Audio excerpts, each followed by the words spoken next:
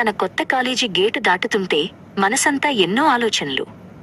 అందరూ ఆమెను ప్రేమగా పొట్టి అని పిలుస్తారు.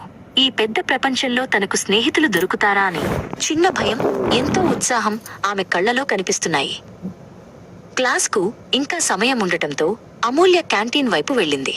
అక్కడ ఒక టేబుల్ దగ్గర ఒంటరిగా కూర్చున్న ప్రేమను చూసింది. హాయ్, నేను అమూల్య అని పలకరించగానే ప్రేమ చిరునవ్వుతో ఆహ్వానించింది. కొద్దిసేపటికే అక్కడికి లక్కీ మరియు సంధ్య వచ్చారు. వారిద్దరూ చాలా చురుగ్గా కనిపిస్తున్నారు. మేము కూడా మీతో చేరవచ్చా అని అడుగుతూ వాళ్ళు కూడా ఆ కబుర్లలో భాగమయ్యారు. కబుర్ల మధ్యలో ఒకరి ఐడెంటిటీ కార్డులు ఒకరు చూసుకున్నారు. అమూల్య, లక్కీ ఆశ్చర్యపోయారు. మనమందరం ఒకే సెక్షన్ అని లక్కీ కేక వేసింది.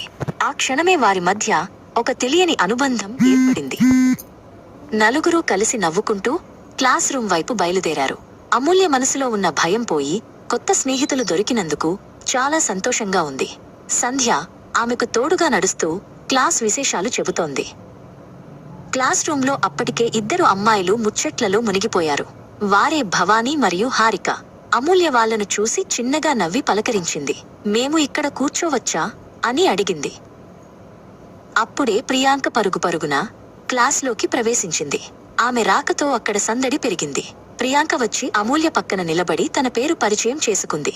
నేను కూడా మీ గ్యాంగ్లో చేరిపోతా అంది నవ్వుతూ. అంతా కలిసి 2 బెంచీలను ఆక్రమించారు. భవానీ మరియు ప్రేమ ముందు వరుసలో కూర్చుని తమ బ్యాగులను సర్దుకుంటున్నారు. వారంతా కలిసి ఉండటం చూస్తుంటే ఒకే కుటుంబంలా అనిపిస్తోంది. సంధ్య మరియు హారిక వెనుక బెంచ్లో కూర్చుని కాలేజీలో జరగబోయే ఈవెంట్స్ గురించి మాట్లాడుకుంటున్నారు. క్లాస్ మొదలవ్వడానికి ముందే వారి మధ్య గాఢమైన స్నేహం చిగురించింది.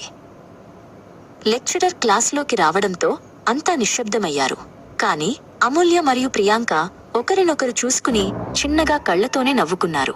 పొట్టిగా ఉండే అమూల్యకు ఇప్పుడు 6 ప్రాణ స్నేహితులు దొరికారు. వారి కాలేజీ ప్రయాణం అద్భుతంగా మొదలైంది.